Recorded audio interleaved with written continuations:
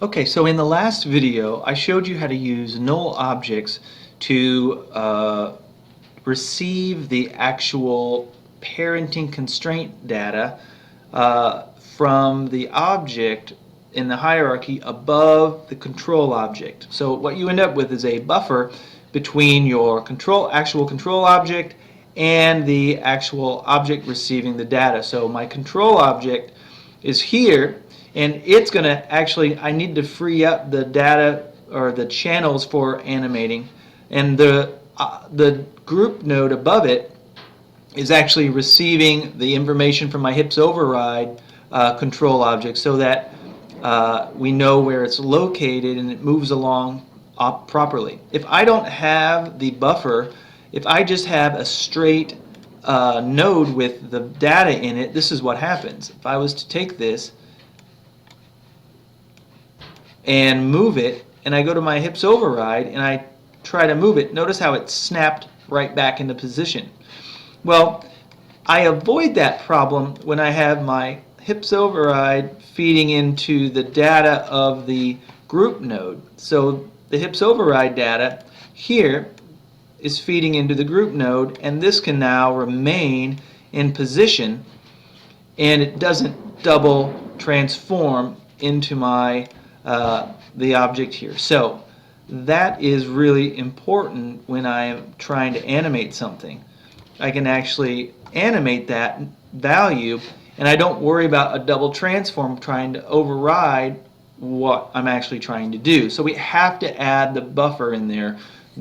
So what I'm going to do is I'm going to finish this by adding another buffer for my right arm upper. So my right arm is currently getting transform data from the hips override. Well, I don't want that. I need to create an empty node.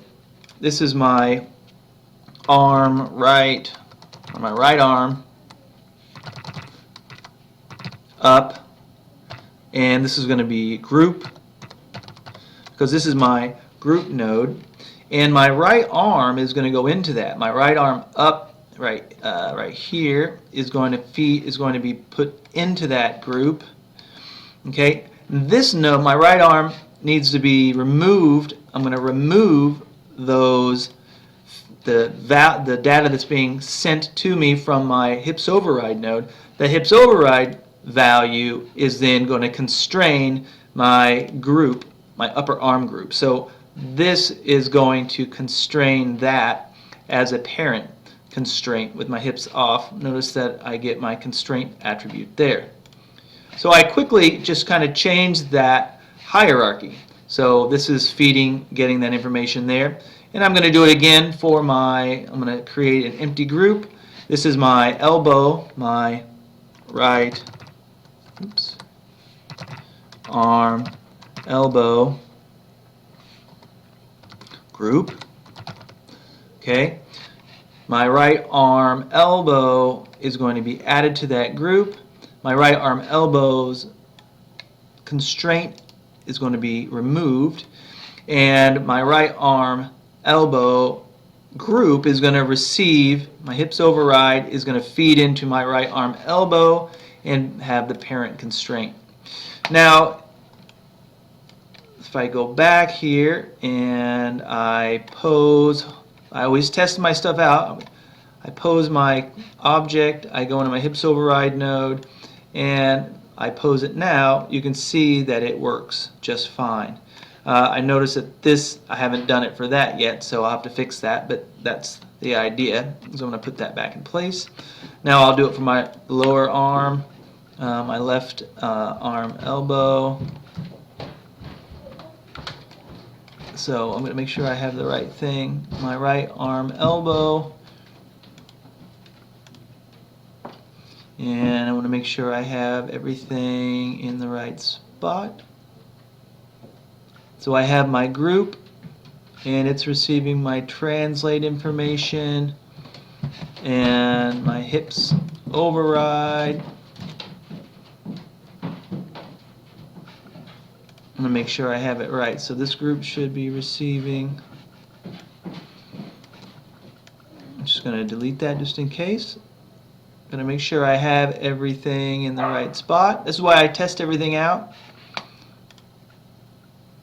So I have my right arm. It's being fed into by my upper group, and my lower arm, right arm elbow, it is going to be fed not from my hips override, but from my upper arm. So that's what I did wrong.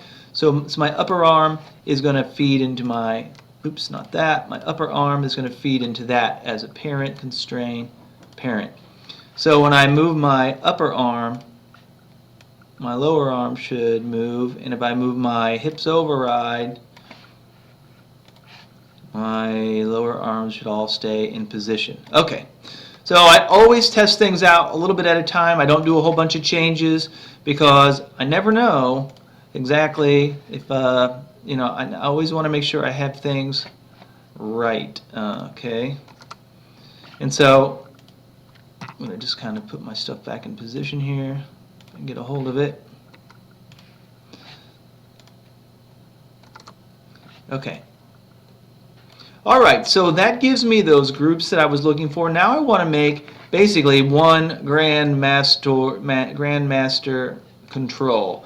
Something that's going to basically take all of these things, all of my roots, all of my controls and everything, and finish up the rig essentially.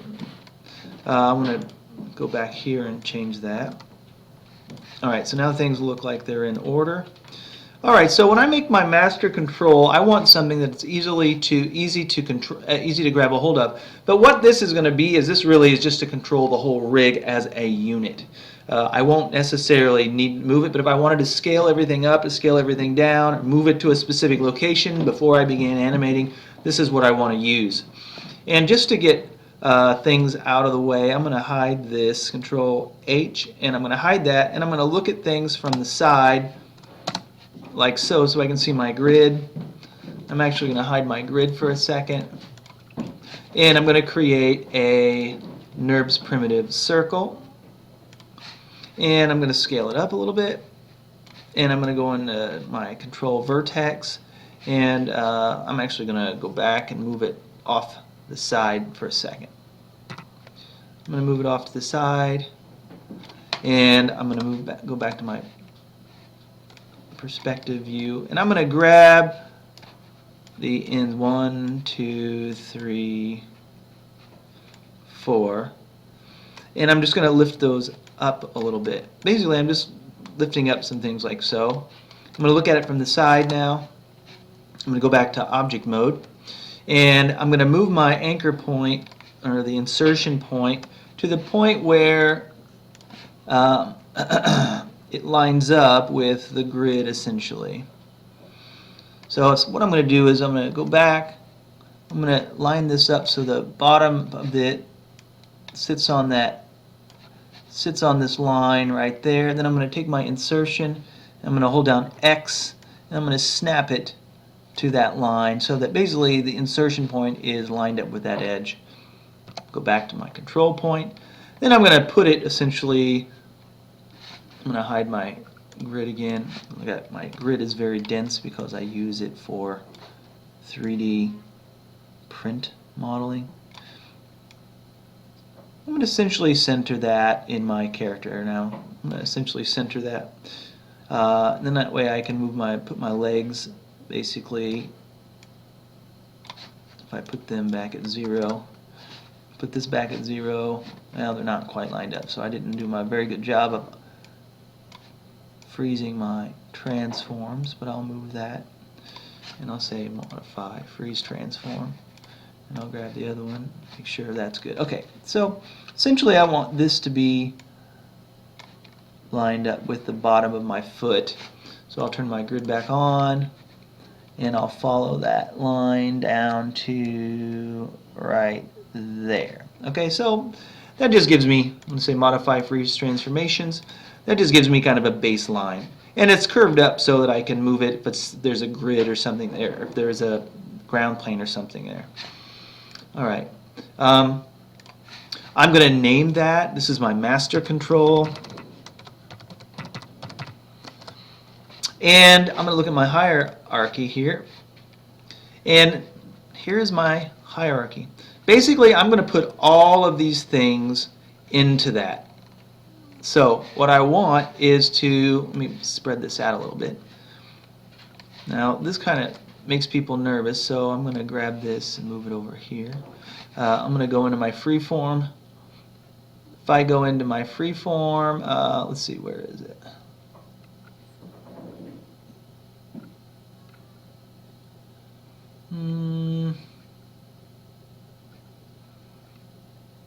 It's my input output.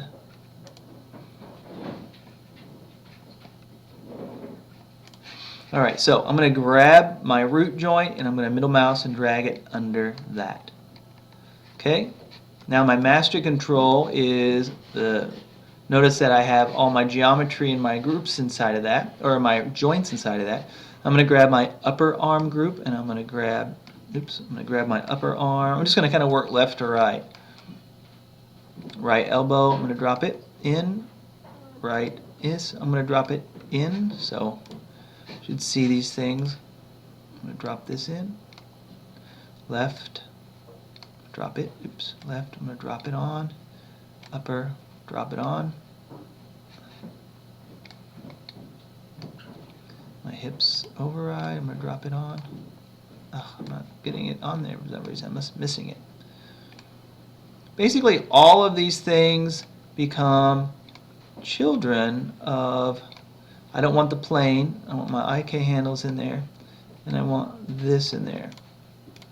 That gives me one complete control that allows me to essentially scale this object up. I'm going to move it just in case. I just want to test it out, make sure everything is good. I'm going to save my scene as with the master control added.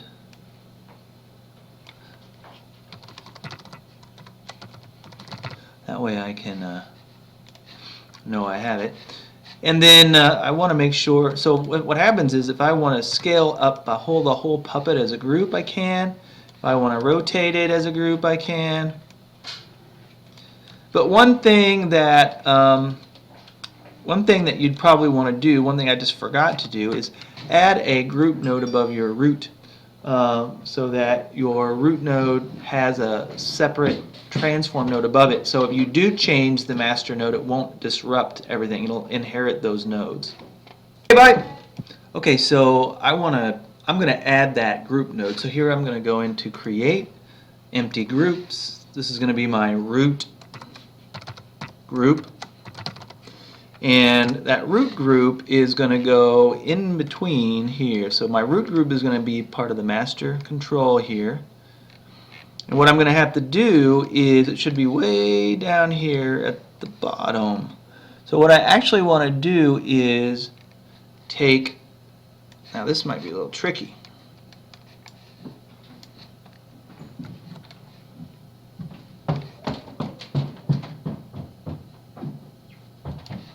Take this root node, here's my master control, I'm going to take that and I'm going to drag it underneath here and put it there. Now let's see if it worked. I've got my root and I'm going to take this, oops. Now I haven't ever done that, something that extensive before, so I'm going to take this root joint and this root group, I'm going to grab it and put it right back up here and see if that is going to be, let me see if that works. Now here's my group node and here's my master control. So what I didn't want to have happen is if I changed or animated something and then I took my root and I changed that, I didn't want there to be any problem. So it looks like that turned out okay. So what I ended up with is my master control, which gives me full control over my character, where it is and where it's located. Then I have all of my functional controls, all my animation controls here, so I can animate my character and I can move my character wherever I want.